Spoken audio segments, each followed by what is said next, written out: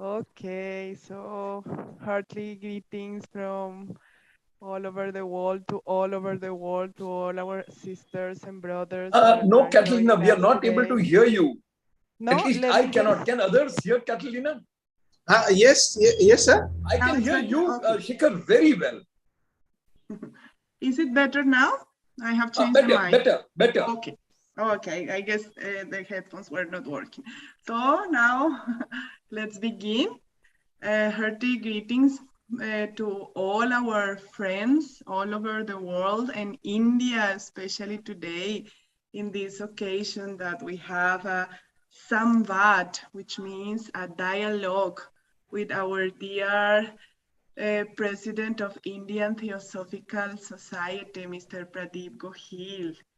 It is a pleasure, it is an honor to have him here and to be able to have this conversation with him. Let us start our meeting with the universal invocation, and also while we recite the words of the universal invocation, let us send thoughts of love, peace, harmony to all the living beings in this earth that need it so much in the present situation. So please get comfortable.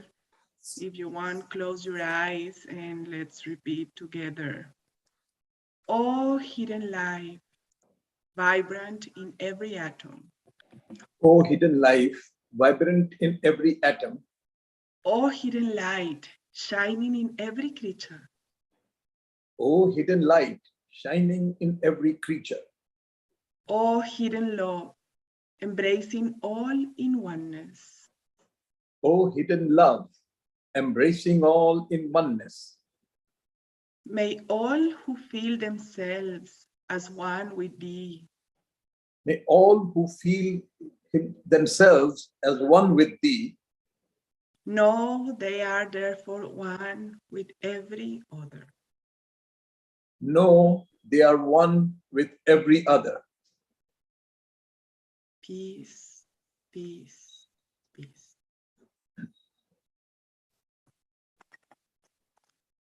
Well, so once more we welcome Mr. Pradeep Gohil, Thank you. President of the Indian section of the Theosophical Society. I will briefly introduce him and then we will go directly to the dialogue. Mr. Pradeep Gohil, who is the current president of Indian section of the Theosophical Society since January 2017, did his schooling from Bhagnagar, and he graduated from a school in California as AFS scholar. He has studied chemical engineering from BITS, Pilani, and he has a master's degree in chemical engineering, master's degree in plastics, and an MBA that he did also in the USA, where he worked for 8 years before returning to India. And once he returned to India, he got a degree in law.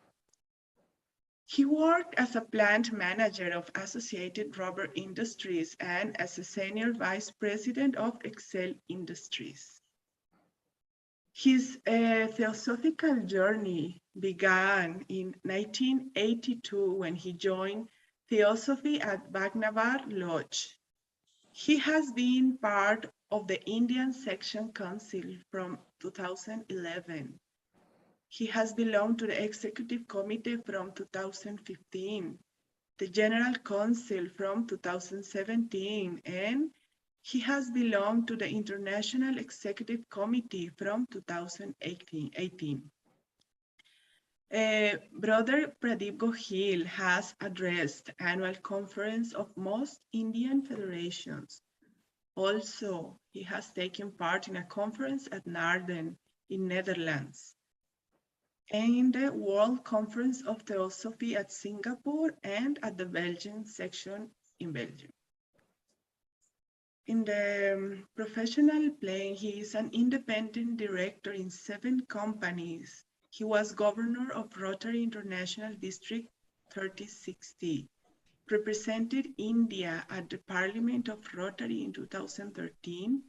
He was a consultant of UNICEF. chairman of the Board of Governors of Government Engineering College of Bhavnagar.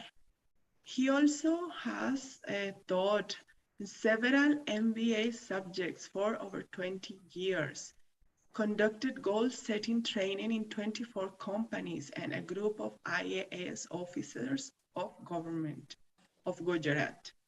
He has consulted Gujarat State Rural Development Department to improve their effectiveness and make everyone responsible for their targets. He was a member of the Senate and the Executive Committee of SNDT Mumbai University. He is a trustee in 12 trusts at Bhavnagar. He was the honorary secretary of the Bhavnagar Ladies Education Trust with 4,500 students from kindergarten to PhD, and he built and managed a nursing school and a hostel there. He is married to Hina. He has a daughter called Pavitra, who is settled in USA, who has a daughter, means his granddaughter Kaira. So Mr. Pradeep Gohil really has a wonderful background, not only as a Theosophist, but in many levels, as we can see. And we hope this dialogue will be very enriching to all of us. Thank you again for accepting our invitation. And please let us begin. The last words of Catalina were a signal of danger. She said, granddaughter Kaira. And she is here in Bhavnagar right now. And she doesn't like to be away from Nanaji for long. So I hope she doesn't come banging at the door. No, we will have the pleasure of meeting her also. Thank you, Catalina, and thank you and welcome everyone. And very happy Holi to everyone that has just passed by. And actually, we had a lot of questions to ask Brother Pradeep Gohil, but while Catalina was reading his life journey, suddenly a question came in my mind that I should ask, which everybody might be thinking, that from where do you find so much of energy? And what is the secret of your inexhaustible energy that you are able to do so many things, and not just so many things, but so many things in different dimensions, in law, in social work, in multinational companies, in theosophy, in Rotary, and to the best of your capacity. Please, Gohelji, share with us what is the secret of your energy and capacity. Okay, before I do that, I would like to wish everyone happy Holi, and I would like to convey my greetings and good wishes on behalf of the Indian section to everyone that's listening to this interview. Now, I know Shikharji is a tough interviewer, and this first question has already put me in a kind of a limbo. But anyway, you know, Shikhar, I always felt that I always happen to get more things than what I'm capable of doing. Even if I have not sought for it, they suddenly fall on me. And then someone told me one day very nicely that always try to do more than what you are capable of. Your capability will automatically increase. And probably that might have been the case in my case, but I'm sure I'm getting some divine help also, because I cannot believe with my abilities I can handle all this. And it has still happened, and it is happening, like I just mentioned to you this evening itself. So that's what keeps on happening with me all the time. Well, masters give more work to those who do more and more work, so they are rewarded with more and more work. And we hope that when under your guidance and under your leadership, Indian section grows more and more every day. Catalina, would you like to? Yes. We were reading your biodata, who is completely engaging, interesting. It's amazing, really. It's very inspiring, actually, all what you have shared with us. And I have seen that exactly 40 years ago in 1982. So this year you complete 40 years of joining Theosophical Society. It's a very Yes. great anniversary for you. And this brings us to, of course, the question that everyone maybe is asking, how did you come to Theosophy and the Theosophical Society? Can you share with us that story of your Sure, approach sure. to TS? Yeah, I'll be glad to. Well, you see, my parents were devout Theosophists. My younger sister and I often heard stories from my mother about the masters when we were quite small. J. Krishnamurti, Madam Blavatsky, Colonel Olcott, Annie Besant were all mentioned to us. And we were told that there were many miracles that took place in the earlier days of the Theosophical Society. Both of us were very interested in that. And it was that, the thing about miracles that pulled us to the Theosophical Society. We did not understand much of the objects of the Theosophical Society and all that, because we were probably less than 10 years old at that time. But, it was this miracle I remember very well that she always gave me, and I would always ask her, can you tell me some more miracles? And she would tell miracles like Madam Blavatsky was on the deck of a ship and a person wanted to light his cigarette, but could not because of the wind. And Madam Blavatsky said, well, give me the lighter. She took the lighter, and there was no wind that could blow up the lighter, and he could light the cigarette. A simple miracle, but it told me that, my God, there is something like miracle. And that is how I got involved in it. It was those miracles later on that connected me to the Theosophical Society.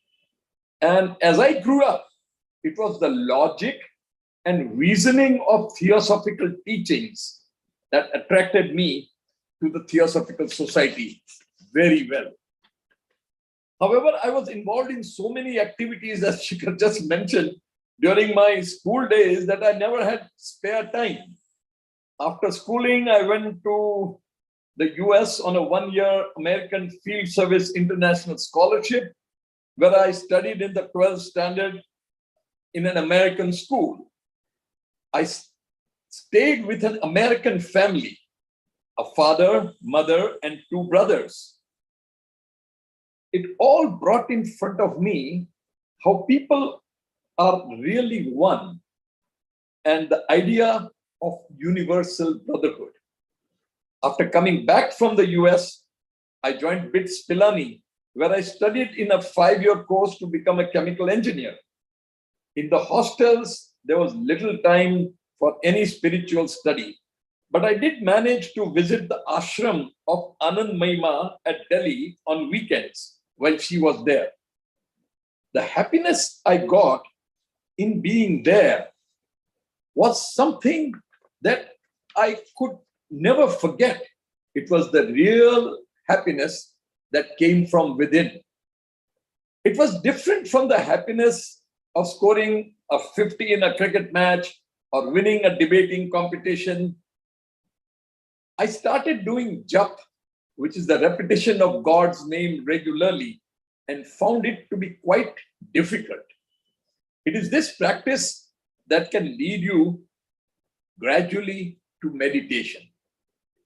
Immediately after Pilani, I went to the US and got extremely busy with studies and part-time jobs.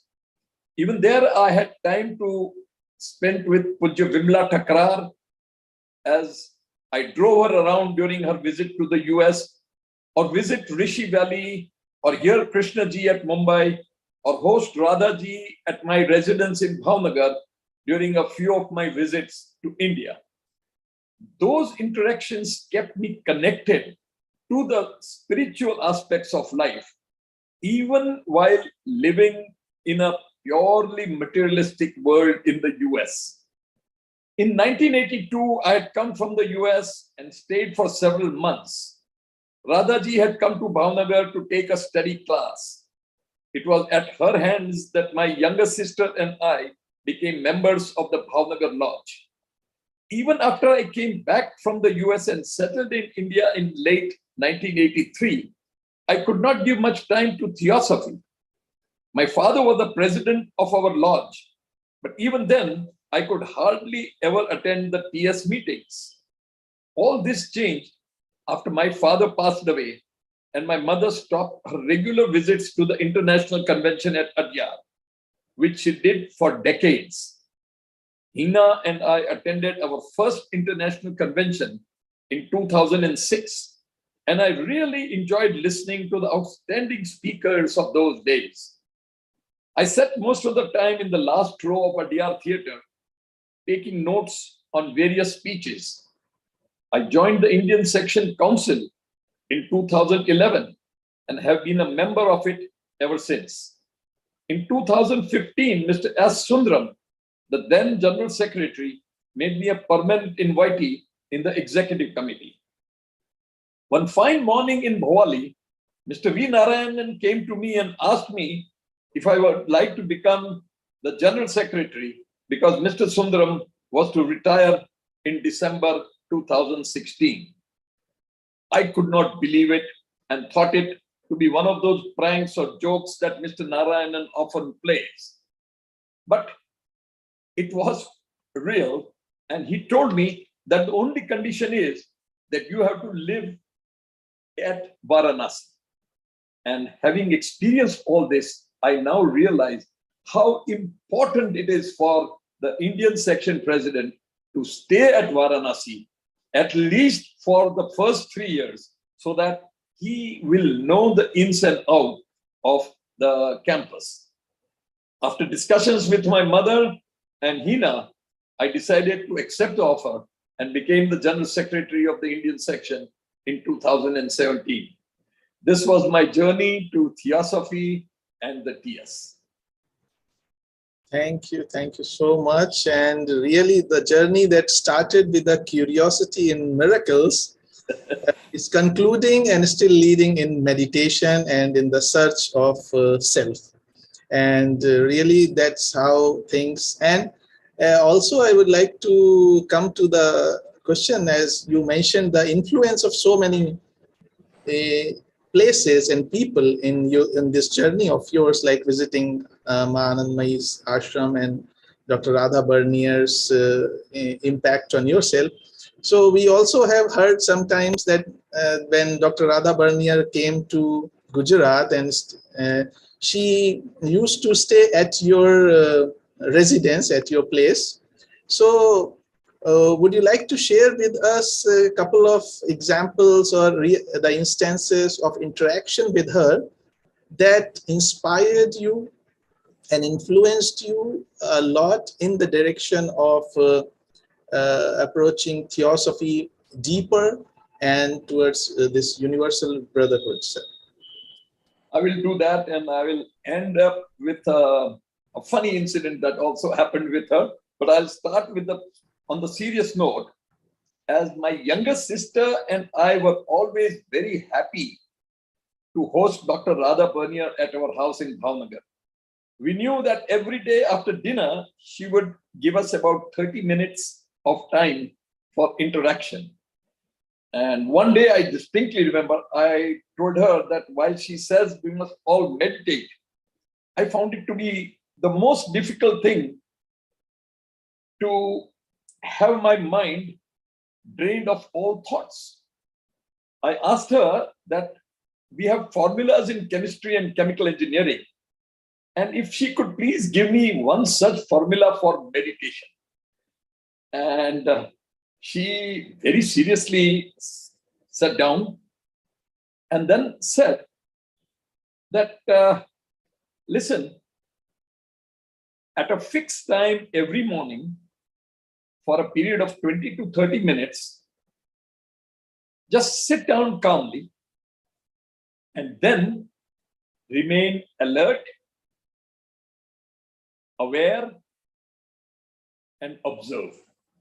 And these were the 3 key words that she told me to learn meditation. Remain alert, aware, and observe. And I immediately asked her, but I said, if I keep on observing, and if I try to remain alert and all that, then I'm not concentrating in trying to be in the different world or something. And she said, you don't have to be in the different world. You have to be where you are. You are what you are. You have to just keep in mind that you are now meditating, and you have to be alert to that fact and aware if there are any thoughts or ideas that come to your mind. Just get your mind back to where it should be, concentrating on the meditation. So I was very, very impressed with that formula that she gave. And I said, this is a master formula given by a master spiritual engineer. I always remember this: alert, aware, observe, as I start my daily meditation. Another instance that I remember very distinctly is when once I told her that she, being the outer head of the esoteric society, must have interacted with Master KH, who is the inner head. And she did not say anything, just smiled at me. I asked her again if she has seen the master. She just smiled again and then told me a story. She said one day she was walking with Krishnaji on the Adyar beach. When she asked Krishnaji, have you ever seen the masters? When no reply came, she again asked, because Radha-ji is not one that would take no or silence for an answer. She asked the same question, but no reply came. She was not again going to leave this opportunity. So she asked Krishnaji the third time the same question. To that, Krishnaji looked at her lovingly and just smiled. She had got the answer. Based on this story, I also got the answer to my question. A very funny thing also once happened, and I must share with all of you. Hina loved to feed Radhaji with different items she cooked, and Radhaji loved her cooking. So once Hina said, Radhaji, will you have a pizza? And she said, a pizza? Okay. Because, Radhaji would never say no. So she said she will have one piece. So we made only 4 pieces of the pizza and gave her the first one. And when she was just about to finish, I asked her, Radhaji, did you like it? And she says, yes, it was good. So I immediately gave the second.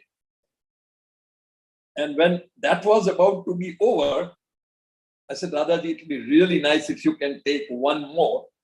To which she did not say no. And I put it in her plate. And then, to my surprise and shock, I found the 4th piece she herself picked up and took. And then she said now that this was very nice. So that's something that I always will remember about. There are many, many such fond memories, and I can go on and on. Radhaji was such an inspiration, and such an inspiration to develop yourself spiritually. Everything she told, I gave a lot of attention to. And I'll share one other example. Once in 2005, if I remember correctly, or 5 or 6, when she was again at my place for a week, I asked her, I said, Radhaji, I've heard a lot about ES from my mother and father, but they have not told me anything. What happens there? Then she said me, well, that can only be told if you are a member. So I asked her, I said, is it possible to be a member of ES, Radhaji? So see, she will never say no, but she immediately said, then why don't you become the member of the Masonic movement? Become a Freemason. I said, okay, Radhaji, if you say so. And she said, fine. As soon as I get back to Adyar, I'll send a team over here and they will induct you, Hina and some of your friends into the Masonic movement. Your Bhavnagar Lodge already has a Masonic lodge. It has been dormant for a few years. It can be activated again, and you become a Mason. And now I became a Mason, enjoyed it with Hina for so many years. And it was only in 2010 that suddenly our corresponding secretary once said that we would like you to join ES. And I immediately said yes. And I always keep on teasing Hina that while I was invited, you were not, Hina. So many such incidents. Oh, yeah, it's really amazing and wonderful to hear you talking about Radhaji. It's such an interesting character. We could keep going on and on to listening to your wonderful sharing about her. And during this, you have shared this formula that you call about meditation. So you have talked about meditation. We have the three pillars of TS that are study, meditation, service.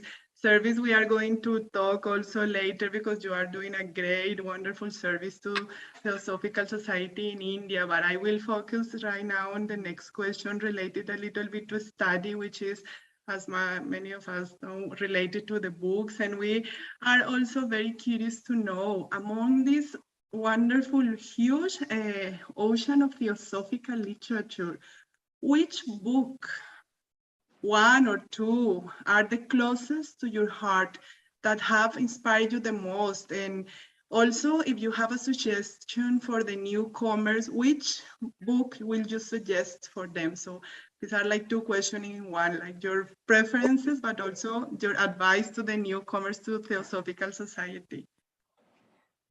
Just to talk a little bit about the earlier question, I did realize what a blunder I made by asking Radhaji to see that I would be interested in becoming a ES member. That is a no-no in ES. One cannot say that I want to become a member of ES. It is always an invitation that comes to you to become a member of ES. And I realized that later on. But so I did make many blunders like that in my interactions with Radhaji, but she was always very forgiving. Okay, about the ocean of theosophical literature, which my mother has collected in our place, a separate library literally of all kinds of books in English, Gujarati, some even in Hindi, on theosophical literature. I must say that it is the Key to Theosophy by Madame Blavatsky that is closest to my heart. I studied it over and over again, and each time I did that, I was able to better understand theosophy. I realized that theosophy was definitely scientific and not merely speculative. The book gives you such a deep understanding of theosophy, what it actually is, as well as what it is not. The most inspirational book I have read is The Masters and the Path. I also read the commentaries on that book by Bishop Leadbeater.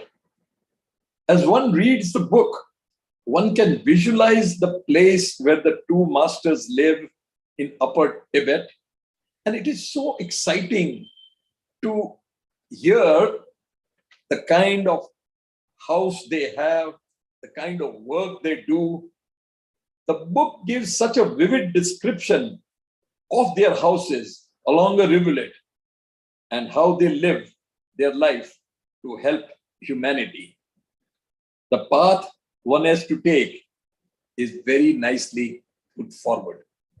I was in Tibet about 10 years back, and believe it or not, I did ask a number of people if there was any area like this in northern Tibet where I would have loved to go at any cost. But I know and now understand that naturally, even if it was there, it's not something an average person can see.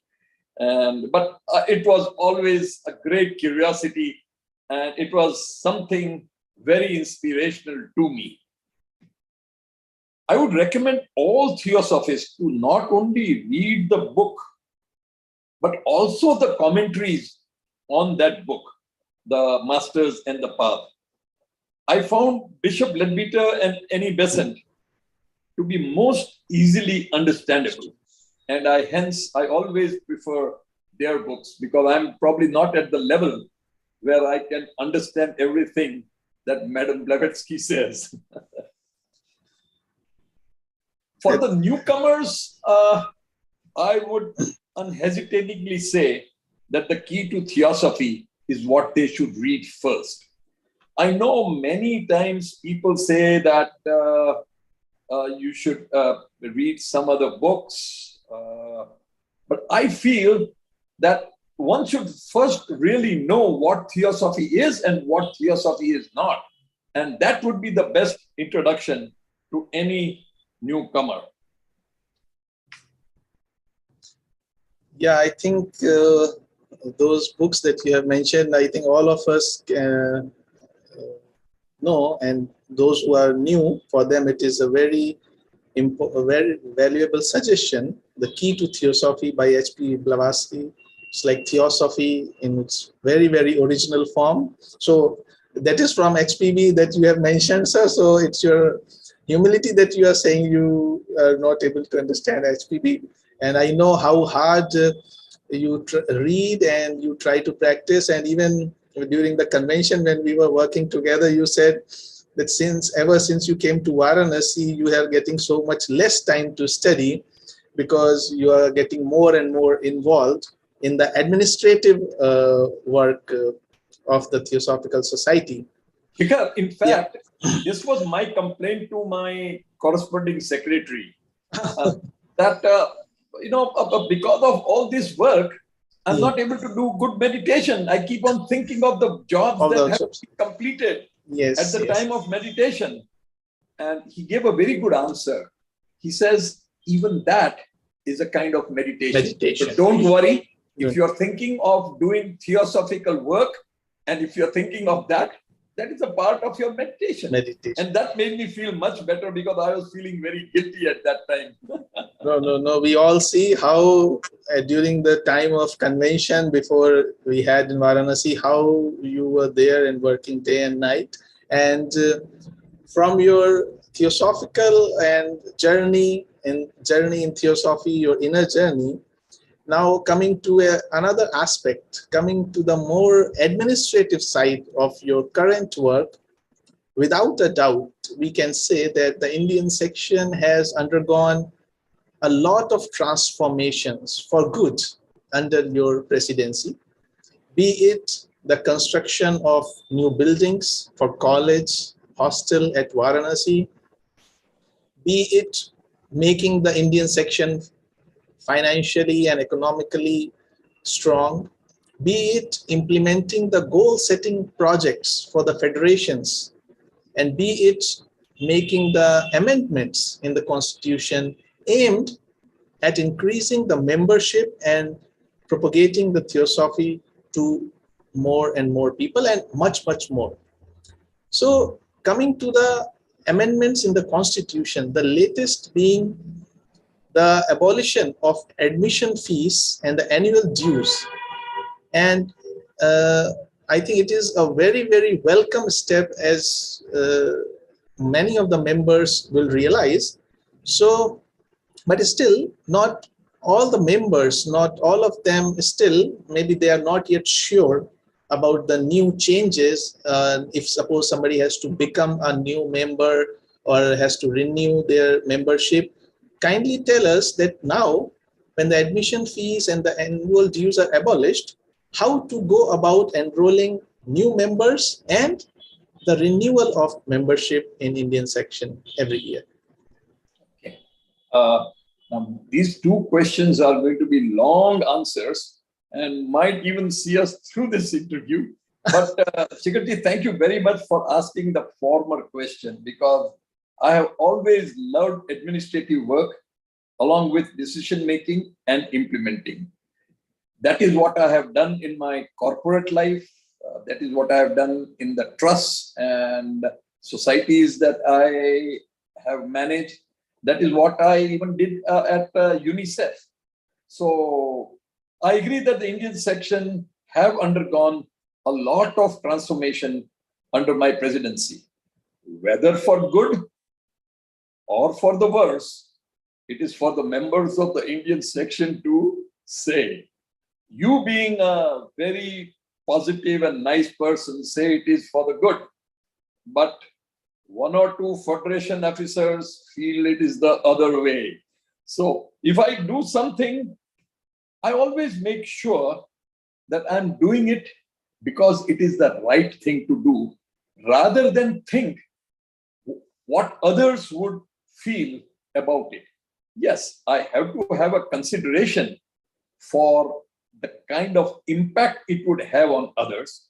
But as long as I'm satisfied that it is going to be in the long-term good of the Theosophical Society and the members, I will stick to it and I will go ahead with it. I always kept in mind that I had never sought to take this position. I always remember that I was invited and elected to this position. I have to do what I thought was right. And that is how I have always performed. In the administrative setup, there are many times that there were challenges, particularly in the earlier years at Varanasi, when people were trying to absorb the shock of the new General Secretary, particularly when they had such a gentleman of General Secretary before me, Mr. S. Sundaram. Those were tough days because tough decisions had to be taken.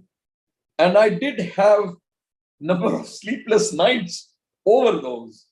But I'm so happy that the outcome of all of them has been very nice.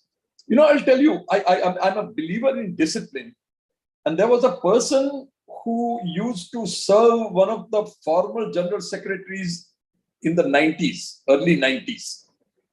And he was residing in the Indian section. And after that, he had no job in the Indian section, and he still continued to do that, even after he had his own house, and he was quite well off. I called him, I had pleaded with him that he should vacate the house because we wanted to expand that and build a new college building there. And he would not do that.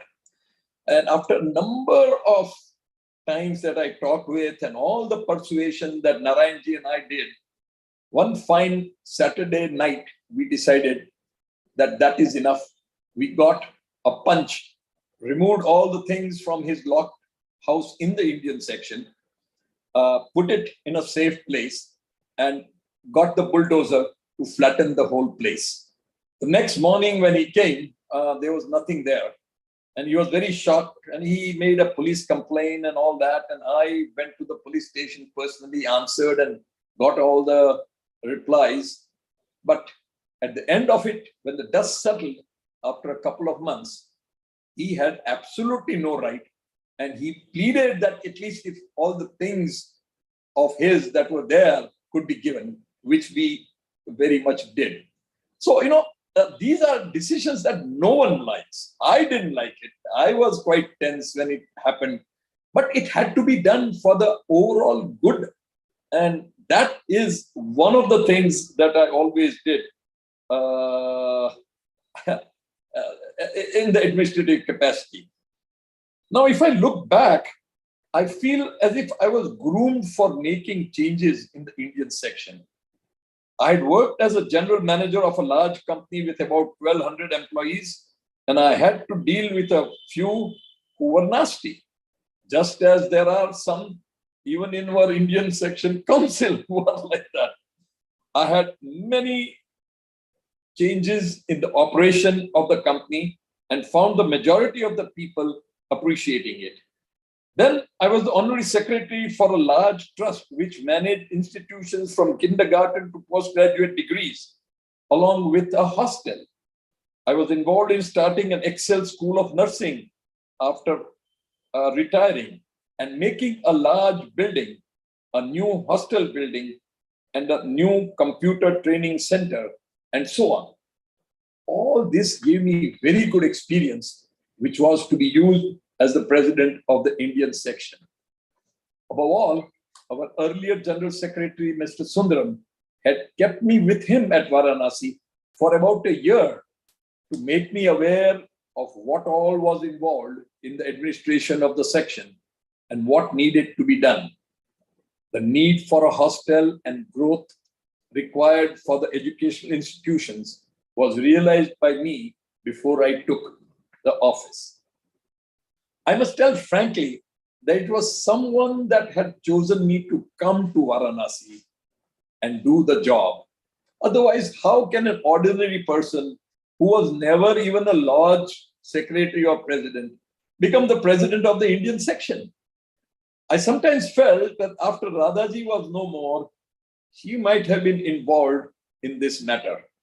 Otherwise, how would Mr. Sundaram, who had never known me before, support me to be the next GS? It is possible that the higher ones wanted this to happen.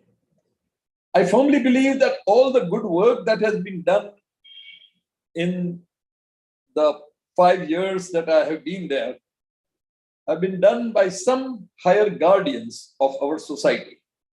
I'm not trying to be modest, but all the credit of getting a lot of things done through me goes to them. Nothing could have happened without their plan of doing it. Yes, I suffered a lot as I was often alone, but got the required support from colleagues like Mr. Narayan and Umaji and others. I'm very thankful to the masters for giving me the opportunity to do their work under their guidance and inspiration. So now, all of you know from where I got so many ideas and energy to implement all the changes. Now, coming to the amendments in the Constitution that you also asked about, Shikharji, the latest being the abolition of admission fees to the membership of the Indian section and abolition of annual dues from the members. We think that this would be a good platform to communicate and clear any doubts of the members regarding this matter. So I will start by first saying that the guidelines on abolition of admission fees and annual dues have been sent to every lodge president and lodge secretary. This is for the first time I bypassed the federation because I found that some federations never passed on the literature that I sent to them. And I have got such good responses. Shikhar, you will be amazed. This is the first time I got letters from the members of various lodges all over India, thanking them for sending the books that I recently sent to every lodge. Yes. And the guidelines on the abolition of admission fees and annual dues. Now, I know that you are all anxious, those that are belonging to the Indian section, you are anxious to know what a new member admission process is like. Well, a new member admission form has been sent to all federation secretaries and all lodge presidents. And it has also been uploaded on the Indian section website. I'm sure all of you are aware that the address of the Indian section website is given on the back cover of the Indian Theosophists. It is www.theosophy.india.org. Again, www.theosophy.india.org. A copy of the Aadhaar card properly signed by the applicant must be attached with the admission form, which too must be signed by the new member. He or she may specify whether they want the Indian Theosophist in English or Hindi, because we are sending it now in both the versions. And in fact, I have recently decided that if any federation would like to have it in their regional language, they can get the original English copy from me, soft copy by email, get it translated in their language and get it printed there. And the Indian section will pay for the cost of printing it. Oh, that's really, really nice. Yeah, That's that way everyone can benefit by reading the Indian Theosophists in their language rather than, the English copy going to them and they are not even able to read the English. So I wish more and more people, more and more federations will take this up.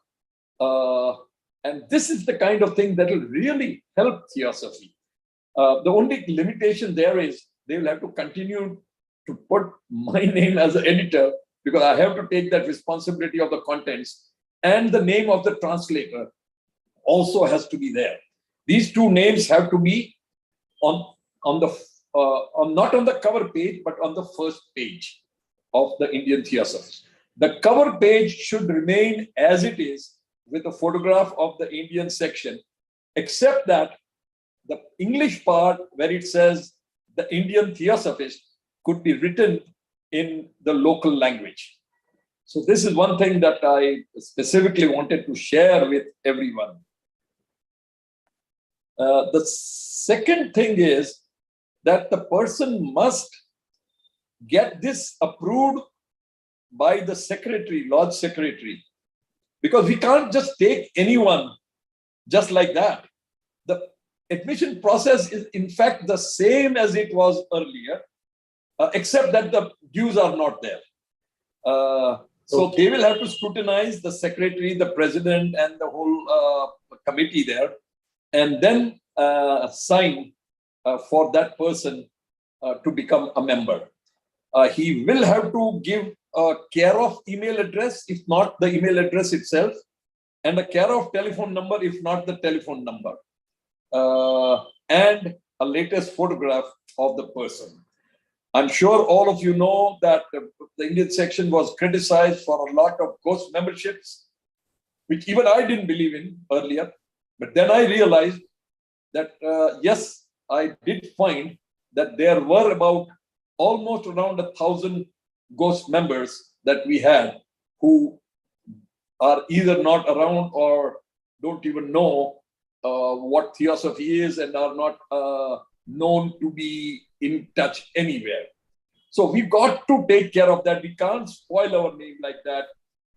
Tim Boyd had told me one day very nicely that you must have control over your membership.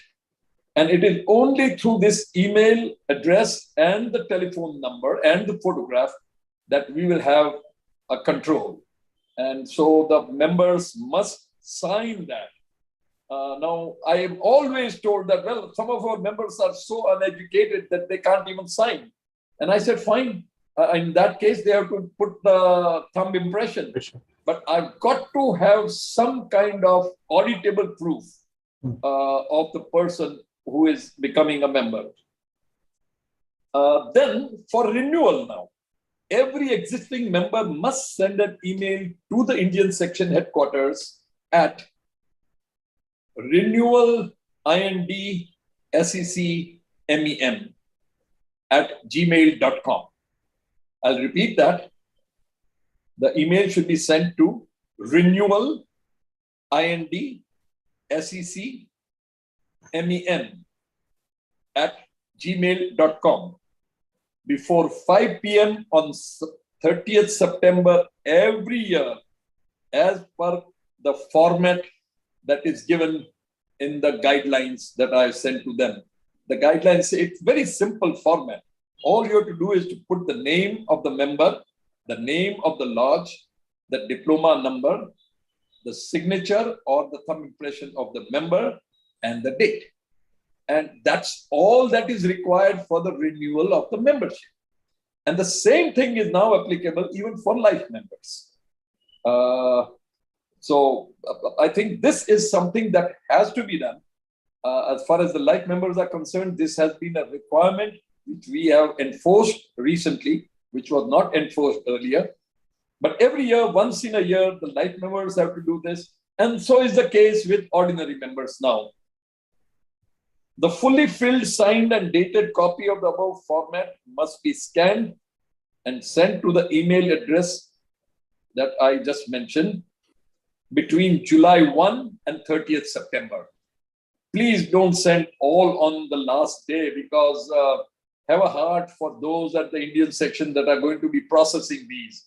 So you can send it anytime from 1st July to 30th September.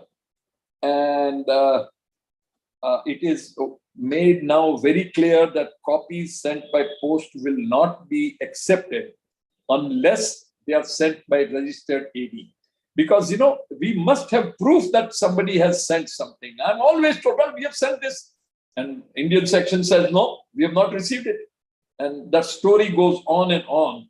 What happened with annual dues, I don't want it to happen to the revival the renewal of the membership. So that is why that is very important. Now, one copy is sufficient for all family members living at the same place, but all of those family members must sign it. A lodge can take the signature of its elderly members on one page in the format given above in the guideline that I have said. And in one copy, they can send as many members with their name, the diploma number, and their signature. So that, I don't want this to become a red tape, but it is a must to do it properly. The members will not be required to pay any international dues or federation dues. However, they will be required to pay lodge dues, if any, because lodges are independent of taking some dues to run the lodge. There will not be any life membership for lodges, because some of the lodges had that, and that came up with number of problems. So we have abolished life membership from the lodges. Life membership still continues in the Indian section, and I have already told you what has to be done every year by the life members. There will be no annual subscription for the Indian Theosophists, but every member must specify in the admission form and the renewal form whether they want it in English or Hindi, and confirm their address. You will be shocked to find that every month about 20 to 30 copies invariably come back saying address not found. And once we take care of them, again next month we find some more. I cannot believe that so many people move, but then they told me that when you have 10,000 members, number of them may be moving. That is why we insist that every year we have to have the new address confirmed. Starting from April 2023, every federation will get 75 rupees per member, not counting, of course, the life members, as of October 1 of the previous year for propagation of Theosophy. Because earlier the federations were able to get about 65 rupees or 63 rupees or something from the membership fees. But now I felt that we must make up for that. And hence we have decided to give 75 rupees per member that exists on the roll of the federation as of October 1. So coming October 1, the number of members that are there, you will be able to get that much money next April, in the first week of April of 2023. And every lodge must maintain a register of its members, and it must also take primary responsibility to ensure that lodge secretary, president, and lodge council are all there, and their names are sent to the Indian section. So these are some of the things that I have mentioned there, and these are some of the things that I got a chance to share with all of you today. So I'm very thankful to you. Thank you so much, sir, for sharing with us this. Before we move on to the next question from Catalina, I just needed a small clarification. You mentioned the Aadhaar card. Is it possible that other than Aadhaar cards, any other identity proof can be used for membership? No problem. No problem. They can always send a driving license. They can even send a PAN card. Okay. But some identity of that person, okay. With the photograph and the address. Again, my whole idea is we cannot have ghost membership. There has to be a person whose photograph has to be there and whose address that is certified by some body or the other, some government body, some acknowledged body like a school, college must be there. Yeah. And I'll be very, very lenient on that. My whole idea is to ensure that the identity is properly taken and the address is properly taken from that. Okay. Thank you so much. Thank you, sir. Well, listening to you, one realizes how, as you mentioned, life and divine plan has conducted you to reach this stage, all your experience, work experience, professional experience. And of course, you have had to face a lot of challenges, especially being the president of the biggest section of the Theosophical Society worldwide. And for sure, listening to you, I was thinking you must have a lot of advice to share with other presidents or even presidents of lodges that are also in the administrative capacity as you are right now. So I would like to ask you what will be the key advice that you will give to those who are working in the administrative side of Theosophical Society, wherever it is in the world, the key one? Yes. Okay.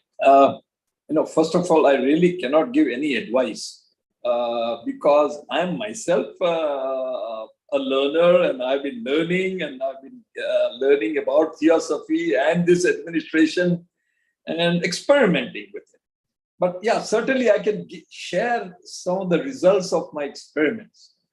And one result that I think I would recommend to everyone is that you need not go along with the things as they happened in the past. If you find it all right, you can go along with it. But you don't have to go along with it if you find that better alternatives are available. Things have changed in the world and we also need to change. Don't be afraid to make the change. It will look terrible. I know many times you will not be supported. See, by and large, people don't like change. And so you will have to have a large belly to absorb all the things that people will say initially. And you will have to make that change only if you are convinced that it is in the best interest of the members as well as the Theosophical Society. The Theosophical Society should be always kept at the top in all matters and in all decisions that are taken. And if that is done, I'm sure it will work out. The second thing I'll always say is, I was always told that you really don't need money. To run a Theosophical lodge, well, you will have some books, have a library, and you will have members who will give some membership. You don't need money. And I have found out from my experience that that is not so. Every section head must find ways how to make money.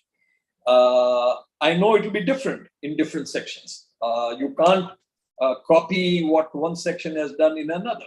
But innovatively, you got to think and find out a way to make money and have enough money that you are able to at least take care of all the costs from the interest of your investments. The Indian section, I must tell you very happily right now that we are in that situation right now where even after taking care of all the expenses, even after not taking any annual dues or admission fees, we are still going to be making huge surpluses. So money is now not a problem. And hence, we are going to be doing more and more of financial aid to the lodges and the federations for more work. So that is another thing I would definitely want to share. I've always believed in planning, and goal setting was just one of the exercises that I've always felt is a very good exercise for good planning. And I always remember the words that if you fail to plan, you're planning to fail. And hence, every section must do their annual planning very seriously, very meticulously, and then follow up on it. It's not just enough to do the plan. You've got to follow up on it and work hard to achieve all what you have planned. So I believe these are the things that I can share with others, and I'm sure there may be many section heads that are doing a very good job also. Maybe I need to learn a lot of things from them also.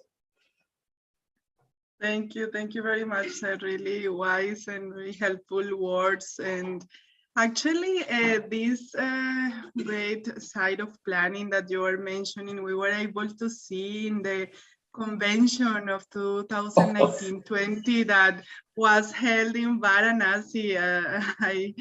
I was really amazed of the great job that Indian section of the Theosophical Society did during that convention. And of course, I would love to know, and many of us maybe, how was that experience for you from because we were on the other side, on the side of the attendees, but it is always very interesting to see the side of the organizers, how the convention is in the back of the stages. And would you like to share in brief your experience about that? Please, sir. And yeah, sure. I was also there. The convention was a very, very likable event that had taken place during my term as the president. And if you will ask me to answer in just one sentence, why was the convention reasonably successful? I will say, like they say in all conventions, if you have a good convention officer, you will see to it that the convention will be successful.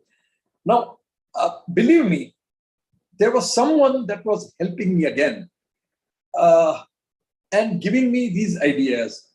How did I think of Mr. Shikhar Agnihotri as the convention officer? That idea was probably instilled in my mind by some higher force. And that turned out to be such a vital thing in the success of the convention. And then I remember we were almost like forced to do very early planning. We had started planning way back in May. And even Maria was amazed that, what is this? You already started to plan the menu and everything, what we are going to have. We got a very good food contractor. We had a very good structural engineer who took care of the Radha Bernier Amphitheater. We had very good civil contractors who took care of the buildings. And then we had very good road contractors who took care of the cement concrete roads. And then we had a mandap contractor who did a fabulous job for us. We had a number of other vendors for smaller jobs who did excellent work. And then above all, we had the support from the students, the staff, the faculty, and the principals of the 4 educational institutions of our campus. But they were all working under the command and direction of the convention officer. And I realized how important this position was to the success of the convention. The only thing that we could not control, being human beings, is the weather. And it was cold, and it was very cold. And I know a lot of people had to suffer a lot, and I profusely apologized for that. But that is one thing that I could not do anything about. But I enjoyed every moment of the convention very much. And the kind of love and the kind of feelings that everyone expressed about the convention made me feel very, very good.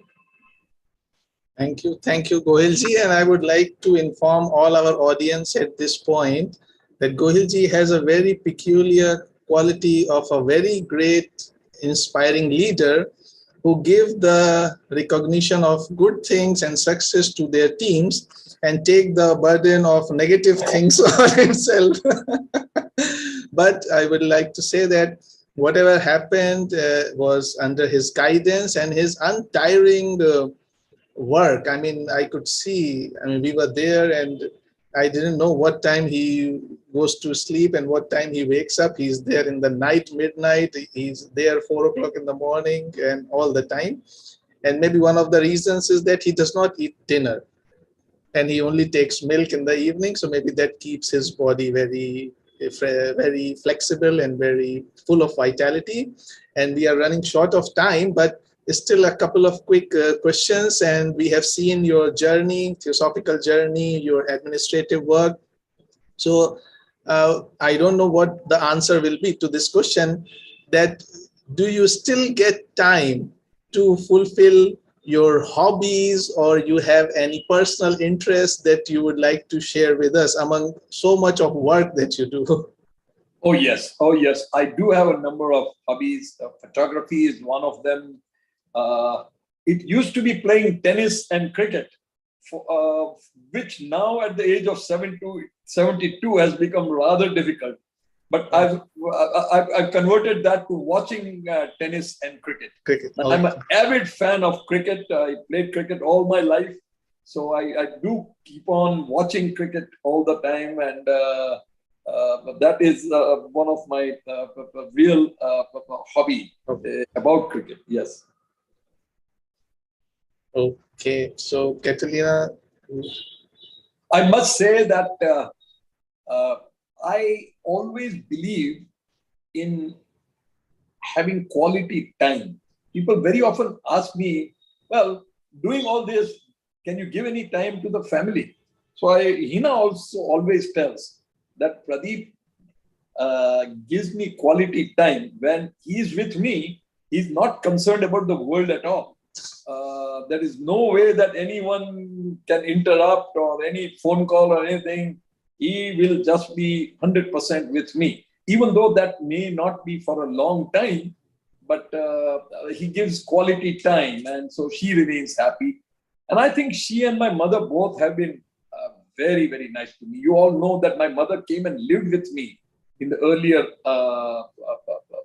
days of my being in Varanasi. And then Hina also came there and lived there. And they have supported me so much in this mission, without which I could have never been able to do this. I mean, leaving a 92-year-old mother sometimes alone in Bhavnagar, or leaving Hina alone, it's not just feasible unless they are also committed to make me do my thing well. And they always say, do well as a president. That's what they would want from me. So I must thank them, my mother and my wife both, for bearing all the difficulties they had from me because of my being at the Indian section. Thank you, sir. It's really great to see all how everything, as we were mentioning, life gets together to facilitate this, and having, of course, the support and the complicity of family is a great thing in this path, because as we grow as human beings, we also grow as a family in this commitment. And we want to thank you very, very much for this wonderful interview. We have learned so many so many good things about you, your work, Theosophical Society in India. There are many comments here in the chat thanking you. I'm going to read some of them. Brother Chandra Pava says, hearty thanks, Brother Gohelji, for sharing your secrets of your spiritual journey. We are inspired to know all about it. Brother Taral Munshi says, thanks Pradeep ji, your words have put a new energy and faith in trying innovative ways of on path of propagating and study of theosophy. Sister Bina Singh, her first to Honorable President Pradeep ji for sharing his life journey as a theosophist. Deeply enlightening and inspiring. Thank you, Brother Shikar. And also, Sudeb Kumar ji says, thank you, respected brother, for sharing your experience.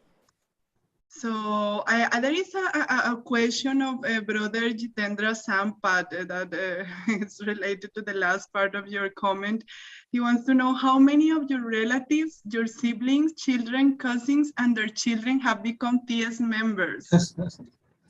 I must say that my daughter is a TS member, and I'm already convincing Kyra at the age of 4.5 and telling her that, look, when you grow up, you got to become a member of the Theosophical Society. And she says, Nana ji, I will. Great, that's really great. I just forgot to read one comment from Secretary of Telugu Federation. Excellent enterprising, extraordinary, emerging, evolving, theosophical, illustrious endeavor from the officers of our president. My God, thank you. They're all very kind words. And so I think, we have come to the end of today's session. The time is really running out, and we thank all our brothers and sisters who stayed with us. And if you would like to say any comments, we have among us people from different countries and from India as well. So if they would like to say something after we do the closing prayer, they can unmute themselves, or even now, if you would like to say something in a couple of sentences, please, you are most welcome to unmute and you can say. Thank you, Brother Gohel. I am from Orissa, Mr. Ashok Patnaik. Oh, yes. Yeah, of course. You visited Orissa. I remember, I've been there. I've been all over. And you have also appreciated the book I have written, An Outline of Science of Peace. Yes, I remember that. In fact, it is very interesting discussion going on. Thank you. In fact, visiting all the federation. In fact, I've visited every single federation other than Kerala Federation. And I'm so happy having seen the Theosophists at work at all these different places. So that has been a great experience. Yeah, we have here, I think... Namaste. I am from Ballari. I don't know whether you recollect that you have visited Ballari. I recollect, and I think I remember your voice also. So yes, sir. You have taken a very good step to transfer from Rayalaseema Federation to Karnataka Federation. I think you can recollect now. Yes, I remember that. And this has been something we are discussing. But I told you over there at that time that I have always said that if one particular lodge would like to move from one federation to the other, as long as the two federations are agreeable, I would have no problems at all, and I will make it happen administratively, like I did in this case. So, good. More clarification required, sir. Yes, sir. Whether we can go for pyramid meditation. So we follow the Madam Blavatsky's chart only. Yes. And we want to use that principle of constructing this one. Yes. Can we do it? Certainly. In fact, even Mr. Tim Boyd has mentioned about this. And I think Mr. Shikhar Agnihotri is someone can really help you in this matter. So please, I would encourage you to go ahead on that. Because there was opposition in going No, don't. See, that's what I told you in my life also. No? And, Okay, thank and you, you sir. will not believe the kind of opposition I've had at the Indian section. I mean, people have opposed a lot, but now they are all very happy. I'm happy, and it's all a good ending. So if you think it is right, if you feel that this is something that needs to be done and will benefit the Theosophical Society and the Theosophical Society members, by all means do it. Okay, thank you, sir. Thank you. Thank you, Basavaraja ji. And we have a comment from Brother Narendra Shah ji from Africa. Thank you, Pradeep ji. It was a pleasure listening to your very encouraging interview. And with this, we come to the close of our today's session. And Brother Charlie, also from Philippines, writing, thank you, Brother Pradeep. Good night, everyone. Thank you, Brother Narendra Shah, Brother Charlie ji, for joining. And so first of all, I would like to say heartfelt gratitude to Pradeep Gohil ji, who took out time from his busy schedule to be with us for such a time duration. Even his guest is waiting. We know after this he will straight away go to meet him. And we are really thankful to you for sharing with us your journey, your inspirations, and your challenges, and how did you overcome those challenges. So thank you once again, and we would like to thank. If I were to tell you a message, my message will be that an interview is always as good as the interviewer, not the interviewee. So in this case, it is Catalina, the better half, I would like to say. Both of you. I would like to thank Brother Gohil and Shindaji, so nice to see you. Namaste, Gohelji. You are a very good administrator, and you plan well and work out the plan, and you know the journey and destiny. But you also give more importance to the company, and your wife Hina has given you very good company throughout your life. And now what plan you have after age 75, and we need you in international headquarters also.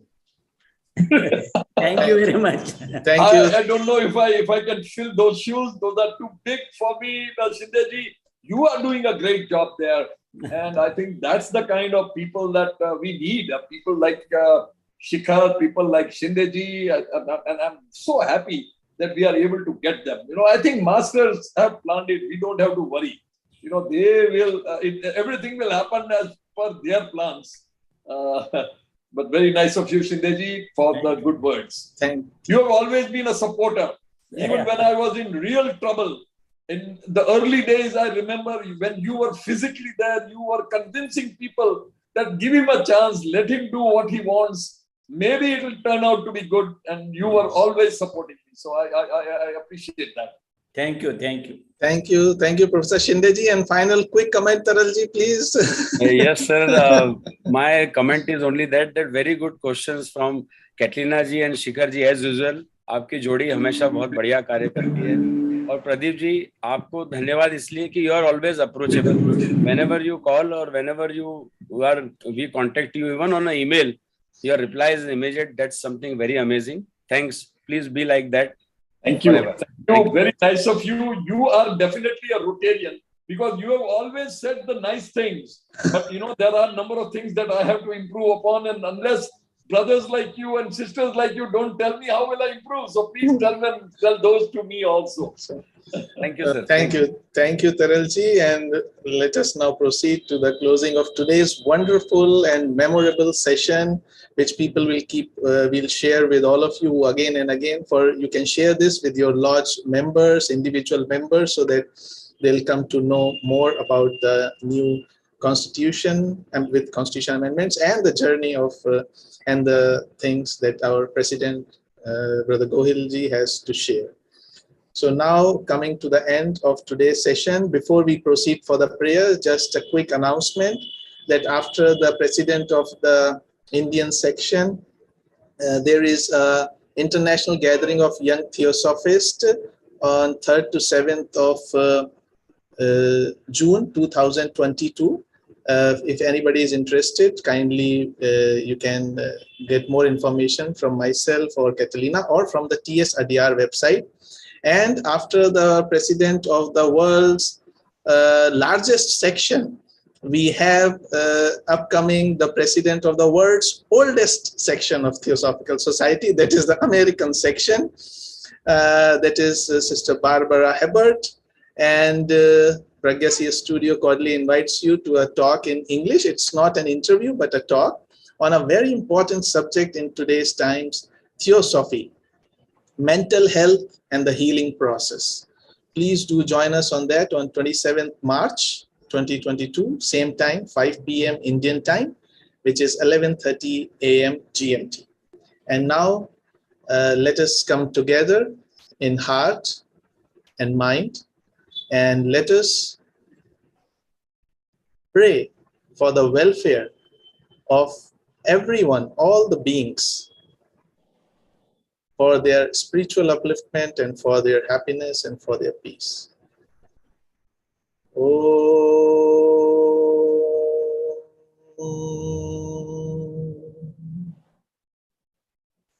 May all become happy. May none fall ill. May all see auspiciousness everywhere. May none ever feel sorrow. Shanti, Shanti, Shanti.